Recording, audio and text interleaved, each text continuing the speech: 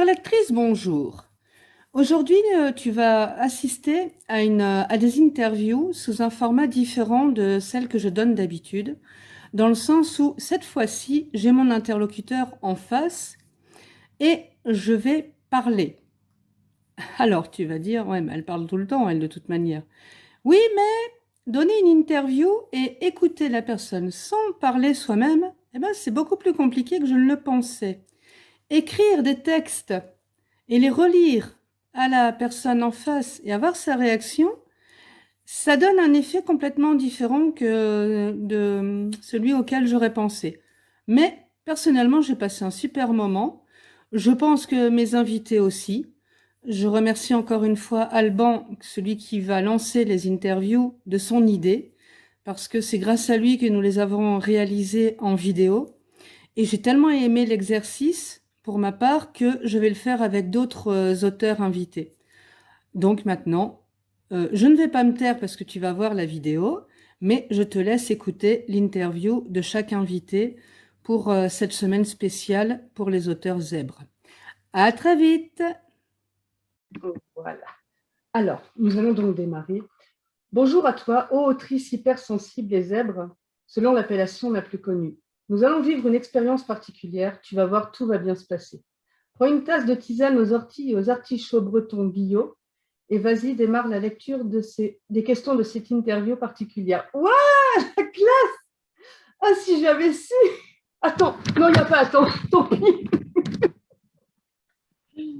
Parce que j'ai décidé qu'on faisait ça, comment ça, à la cool. Et il faut que je te montre. Parce que moi, j'ai reçu celle-là. Hey, licorne attitude. Et alors, comme ils aiment bien me taquiner sur le sujet, Elle est bien aussi, celle-là. Celle-là, ouais. On a un grand délire avec, entre autres, mes sœurs et ma filleule, c'est qu'on s'offre toujours des trucs de licorne. Mais les trucs les plus kitsch possibles qu'on va trouver, tout de suite, on les prend, quoi. Mais celle-là, de temps en temps, c'est des thématiques licorne, comme ça, le matin, avec le café. Bon, du coup... C'est interrompu. J'ai déjà perdu le fil, ça y est. Alors, j'ai pour habitude de proposer des horoscopes humoristiquement novateurs. On voit que je n'avais pas relu à voix haute avant de l'écrire. Hein. Et inspirants pour les étapes importantes de l'année. Nous allons donc conduire cet entretien décalé autour des 4 éléments fondamentaux. Nous allons commencer par le feu. Parle-nous de ce qui t'anime en tant qu'autrice. La question du bélier. Parlant de la turbine de ta cervelle, comment arrives-tu à t'ancrer? En pleine mer, en la lançant, verrouillé sur une chaise. Oh tiens, je viens de trouver une faute. 2 claques pour réhabiter ton corps. Explique-nous. Attends, il y a déjà 2 questions, ça me fait beaucoup. Je commence par laquelle? Alors, comment arrives-tu à t'ancrer? Et est-ce que tu es en pleine mer et tu lances l'ancre? Est-ce que tu te verrouilles sur une chaise ou est-ce que tu te mets 2 claques? Ok, mais il faut que j'arrive à lâcher qu'il y avait d'abord la question sur le feu et qu'est-ce qui m'anime en tant qu'autrice, non? Ah oui, oui, parce que c'est vrai. Cette interview, le problème que j'ai eu, c'est ça, et c'est là que je m'en suis aperçue au fur et à mesure que je les ai conduites avec Alban et Yor, c'est que je suis restée au format très écrit. Donc, je l'ai envoyé à, comment il s'appelle déjà? À trois autrices en tout. À l'écrit, ça passe. Mais à l'oral, finalement, je me suis aperçue que non. Donc là, on fait rewind et on reprend. Ok, Donc, je te remercie. on est sur l'élément feu et on va parler de ce qui t'anime en tant qu'autrice par 3 questions. Ok. Avec donc, celle du bélier. Je te l'ai fait en speed. Je suis une brute. Je suis désolée. Alors, ça me permet de répondre à comment je m'ancre en ralentissant et, et en respirant. Du coup, je ne sais pas dans ton choix multiple ce que ça donnait parce que je me retrouve quand même à sentir la pleine mer et les différents mouvements. Mais c'est vraiment amener ma conscience à ce que je vis au moment où je le vis. Euh, Mais donc, on s'arrête là. On respire et on continue. Ok. La question du lion. Alors, zèbre, abeille travailleuse, fourmi ou cigale? Ou tous ces animaux en même temps? Plutôt tous ces animaux en même temps et, euh, et aussi le paresseux, ou en tout cas un animal qui prend beaucoup de temps pour se reposer et juste être et pas faire.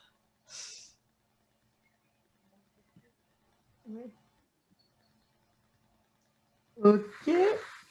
La question du Sagittaire. Quel est ce petit plus que tu mets dans tes livres? Ces petites pensées d'ingrédients qui font craquer les lecteurs.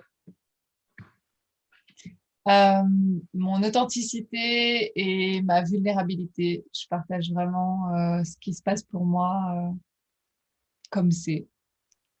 Partage d'expérience. Ok. Alors, on passe à l'élément R.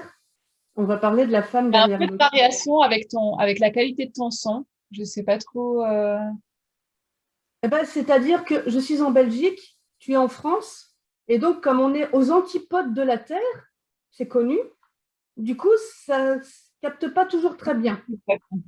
Je vois. Voilà, c'est comme ça. Hein. C'est comme pour les frais postaux aussi, c'est pareil. Là, on est tellement loin l'un de l'autre que Oui. ça coûte super cher. Voilà, ça c'est fait. Alors, donc la question des Gémeaux. Quel, quel animal de compagnie adopterais-tu? Un furet, un chat, une chouette ou une tarentule? Un, un chat à choisir dans cette liste. Ah, un chat, qu'est-ce que j'ai... Ça va plus, moi. Hein. Un furet, un rat, pardon. C'est le chat qui est à côté de moi, qui est très occupé. Bah oui, bah, j'ai choisi ça, tant pis. Écoute, voilà. Moi, je maintiens quand même que j'adopterai un chat out of the box. Je réponds pas pour ton choix multiple. Faire le collègue roux.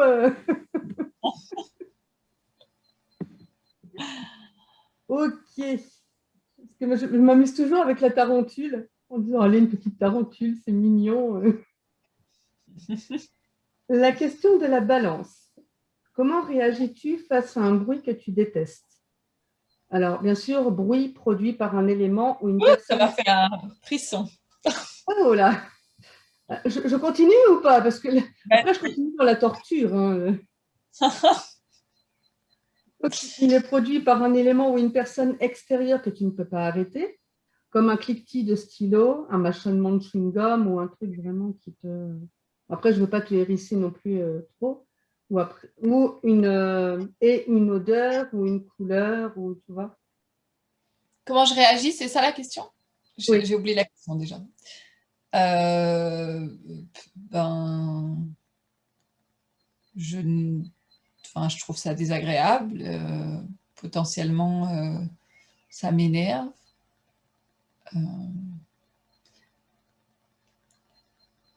Je essaye de m'éloigner de la source si je peux. Hmm. Oui, il y a ça qui me vient en tête. Je respire dans mon écharpe quand c'est une odeur. Oui, oui, ça serait pas mal, ouais. Et si tu sais Et que ça... je porte des boules qui la nuit. J'ai repris des éléments donc de mes expériences personnelles, justement.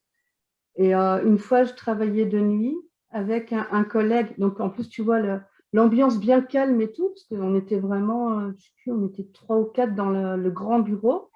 Et j'entendais et j'ai résisté à l'envie de lui enfoncer le stylo dans l'oreille. Donc j'avais mis du son plus fort parce que à un moment, je dis, c'est pas possible, quoi. Et pour les Oh, odeurs aussi. et puis quand la source est là, enfin, j'essaye aussi de demander à la personne d'arrêter ou de. Enfin, Oui, parce que le message subliminal, ça marche pas toujours non plus. J'ai connu un collègue dans un autre bureau. En plus, c'était un petit bureau qui n'était pas aéré. Et donc, il allait courir le midi. Jusque-là, tout va bien. Sauf qu'il ne se douchait pas après. Donc, quand il revenait dans le bureau, et une fois, je lui dis comme ça, avec ma petite voix innocente, mais tu sais qu'il y a des douches, hein Ah non, mais je me doucherai ce soir. Ah, je vais faire un tour, hein Parce que Bon, voilà. bah là, du coup, je pense que j'ai pas de collègues, mais je pense que je pourrais envisager plus qu'avant d'être directe et de lui dire que je suis gênée par l'odeur. Moi, je n'avais pas réussi. Non, et Mais c'est dur, hein. ah ouais, j'ai souffert, hein. Franchement, j'ai souffert. Il y a eu des moments où je sortais, j'ouvrais la fenêtre tant pis, ça donnait sur un entrepôt, mais je ne tenais pas, quoi. C'était pas possible. Mais en même temps, voilà, si j'aimais me faire souffrir, ben, je me taisais, hein. Voilà. Alors, la question du verso. Peux-tu te laisser porter si on t'emmène dans un endroit inconnu, les yeux bandés? Ça dépend qui. Non. Quelqu'un que je connais bien et en qui j'ai confiance. Oui, c'est plus envisageable. Lance un défi. Ah ben, enfin, voilà, vraiment un on. Et physiquement, m'emmener les yeux bandés, c'est non. Voilà. Après, si c'est quelqu'un que je connais bien, pas n'importe qui.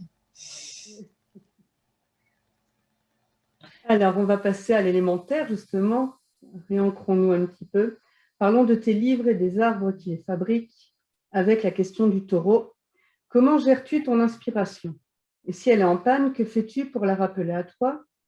Marcher, prendre un bain de boue, courir nu dans les champs? Euh, ben, je la laisse. Il y a aussi une dimension où je la laisse revenir. Enfin, je force pas spécialement que qu'elle revienne. En général, ça peut être que j'ai plus un élan pour m'exprimer d'une autre façon. Et donc, je vais être à fond dans la peinture.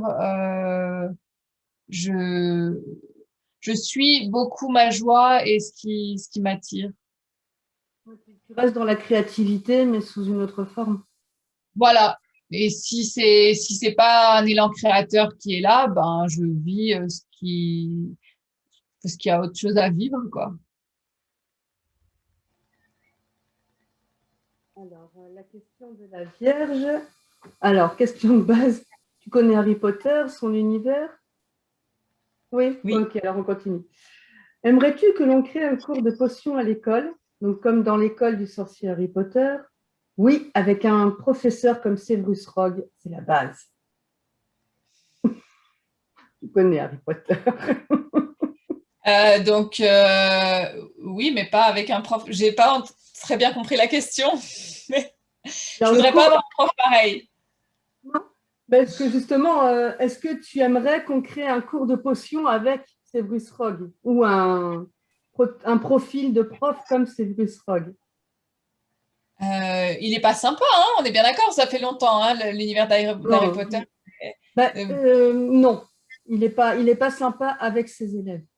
C'est d'accord. c'est un peu l'antithèse du professeur, enfin, comme on a tous connu malheureusement, celui qui considère que tous les élèves sont des idiots et qu'ils sont dans sa classe parce qu'il n'a pas le choix, mais ils vont rien apprendre, sauf quelques deux, trois élus, mais Donc ma réponse est non. absolument pas. Alors, la question du Capricorne. Comment réagis-tu avec ceux qui détestent tout et descendent ton livre juste pour aller à contre-courant? Est-ce que tu utilises le vaudou, ou mauvais sort, ou le mépris? L'étouffer avec ton coussin de colère? Lâche-toi, ça peut servir d'avertissement à ceux qui liront. Non, les zèbres ne sont pas tous gentils. Tordons le cou à cette idée tout de suite. Ben, ils sont pas venus me le dire. Du coup, on est dans quelque chose d'hypothétique. Alors, il faut que euh, je peux imaginer que ça me ferait de la peine, ça me toucherait, et que ce serait aussi OK, quoi. Enfin, je sais pas, je réponds pas avec les cases du choix multiple, ça m'embête un peu, mais peut-être plus proche de la dernière où ben, je m'attends pas à ce que tout le monde soit gentil, à ce que tout le monde résonne avec ce que je partage et avec mon énergie. Mais pour autant, c'est OK pour moi de m'en sentir triste ou attaquer, ou enfin, si quelqu'un vient me crier dessus que ce que j'ai publié, c'est nul, ben oui, ça va me faire réagir émotionnellement, quoi. Probablement que je vais pas forcément m'engager dans quelque chose avec cette personne-là, mais dans mon expérience, oui, ça va être quelque chose, quoi. J'étais partie sur l'idée, sans citer de nom, de quelqu'un qui est toujours, tu sais, dans les émissions de télé, on a toujours un qui critique tout, juste pour le plaisir de critiquer et quelque part aussi de créer le buzz parce que son personnage est constitué autour de ce réflexe-là, c'est que quoi que tu lui proposes, il va trouver les pires défauts de la Terre, même en étant de mauvaise foi. Et donc, par principe, on lui propose quelque chose de nouveau, ça ne peut être que mauvais. C'est vraiment parti sur ce genre de personnage. D'accord. Si ça t'aide un peu mieux pour te projeter sur l'idée. Ben voilà, du coup, ça me fait de la peine pour lui. Quand j'entends parler d'une personne pareille, je me dis que vraiment avoir un personnage public et du coup travailler en étant ce personnage-là, ben, ça doit pas être facile.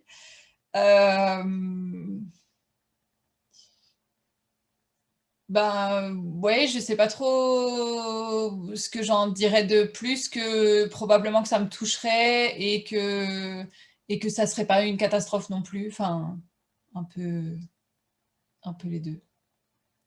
Et puis que ça serait utile pour, enfin, s'il a une communauté, s'il a de quoi faire le buzz, bah tant mieux, quoi. Pour faire un peu quelque chose au moins, oui. Alors, l'élément O, autrice, certes, lectrice aussi. Alors, la question du cancer, attention. Aimes-tu les films d'horreur ou les romans psychologiques qui font peur? T'arrive-t-il de pleurer avec des personnages ou de crier en même temps qu'eux? Fuis-tu les douches suite au film de Hitchcock? C'est Psychose. Ou les voitures suite au livre Christine de Stephen King? Non, j'aime pas les films d'horreur. Oui, les romans psychologiques, j'aime ça. Ça m'arrive de pleurer, de rire, de ressentir plein d'émotions en lisant. J'ai pas vu Psychose, ni lu le roman de Stephen King dont tu parles. Je crois que j'ai oublié aucune question. Oui, dans nos stress. Hein. Je crois que je suis assez stressée pour deux, t'inquiète pas. Psychose, je l'ai lu et je ne crois pas avoir vu le film, mais j'ai trouvé ça encore plus flippant. Du coup, j'ai pas eu envie de voir le film parce que ça parle vraiment du personnage qui est complètement barré et tu es quasiment dans sa tête. Je ne sais plus comment il s'appelle, l'auteur qui a écrit ce livre, mais il arrive à te mettre dans l'ambiance et dans la tête du protagoniste et ça fait extrêmement peur comme ça. Moi, je suis une grande fan de romans psychologiques aussi et si ça fait un peu peur, c'est pas plus mal, mais c'est pas tout le temps non plus. Hein. Donc, ouais, celui-là, il m'a bien marqué. Hein. C'était pas mal. Et Christine de Stephen King, à la limite, je vais oser dire que c'est plus soft. Pourtant, Stephen King, il est connu pour faire des trucs quand même qui remuent pas mal, mais j'ai trouvé que l'atmosphère était complètement différente de mon ressenti par rapport à l'autre livre. C'est l'histoire d'une voiture qui défend son propriétaire. Donc, je crois qu'il a 18 ans, le gars qui l'achète. C'est une épave. Lui, c'est sa première voiture. Il la retape, il la rend toute belle, bien blinquante. Et quand il se dispute avec quelqu'un, après, la personne, elle a un accident. Et voilà, on s'aperçoit après que c'est la voiture qui va défendre son propriétaire. Et pour la petite histoire, ce qui m'a inspiré ça, c'est que ce bouquin, je l'ai lu, j'avais 14 ou 15 ans, je gardais des enfants, et donc je ferme le livre, je rentre chez moi, et au moment où je sors, il y a une voiture qui passe. J'ai battu le record de sprint pour rentrer. Tellement j'étais dans l'histoire. Bon, maintenant, je ne saute plus au plafond quand je vois des voitures, ou non, ça va, je ne m'accroche pas au réverbère. Mais ouais, il y a comme ça des livres dans lesquels tu es tellement dedans par moment que. Soit. La question du scorpion maintenant, on va piquer un petit peu. Combien de livres en cours? En écriture?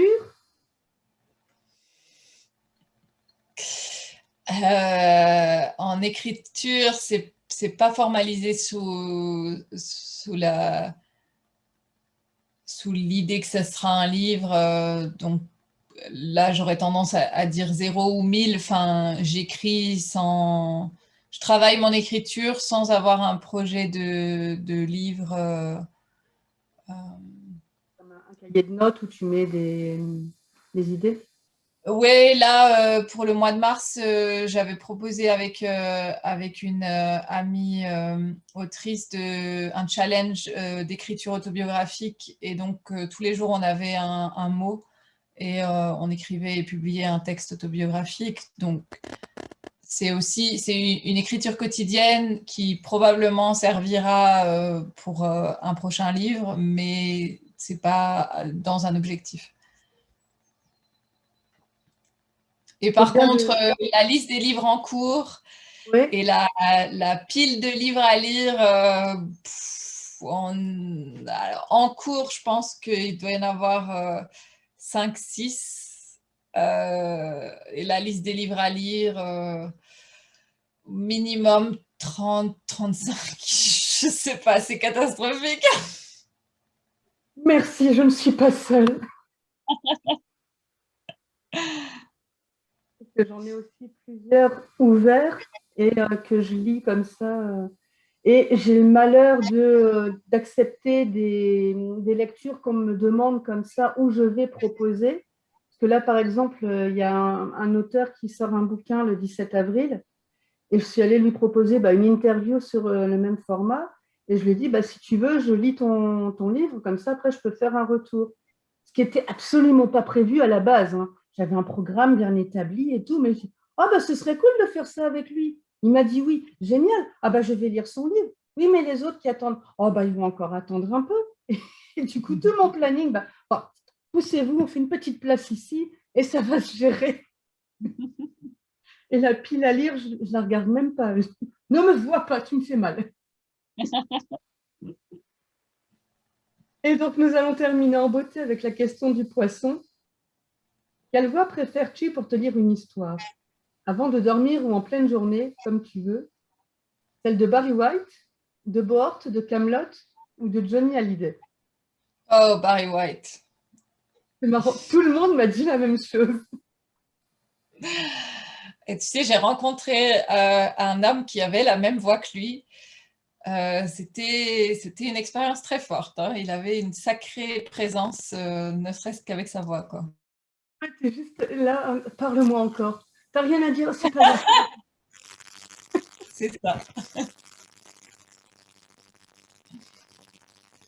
Caldan, lui, il a étoffé un peu plus. Il est plus gourmand, mais sinon, c'est Barry White qui sort. Mais avec Caldan, je vais pousser le délire en disant, écoute, moi j'ai une image. C'est au milieu de la pièce, il y a le lit. Et puis, tu as d'un côté Barry White, au pied, tu as Bohort, et puis de l'autre côté, tu as Johnny Hallyday. J'imagine que chacun parle, lit un paragraphe à tour de rôle. Et alors, je suis partie dans un délire. Ah, je me suis bien marrée en écrivant mes questions. Oui, je vois ça très créative. C'est pour ça, toujours. Mais voilà, mais Barry White, oui, moi aussi, il a mon vote d'office, sans réfléchir. C'est pour s'endormir. Parce que bon, je crois que j'ai juste envie de prendre le livre et dire, tais-toi. Je vais continuer toute seule, c'est bon, allez. Voilà, bon, on a fini l'interview qui a été mouvementée, je pense. Mais je te remercie beaucoup pour... Avec plaisir. Merci à tous de nous avoir écoutés et à bientôt. Au revoir. Merci beaucoup, Gracieuse. Oh non, c'est pas ce que je devais faire, je me trompe de bouton. Alors, j'espère que cette interview t'a plu. Si tu veux avoir des informations sur l'auteur, tu peux aller regarder en description. J'ai mis un lien vers son site où tu vas pouvoir retrouver des informations pour acheter son livre ou ses livres et pouvoir mieux apprécier son travail. Je te dis à très vite pour d'autres aventures. Abonne-toi, laisse un petit pouce bleu, partage la vidéo pour donner plus de visibilité à l'auteur ou à des livres qui pourraient t'intéresser ou intéresser des personnes que tu connais. Et je crois que j'ai tout dit, à part n'oublie pas d'activer la cloche pour être informé des prochaines vidéos. À bientôt!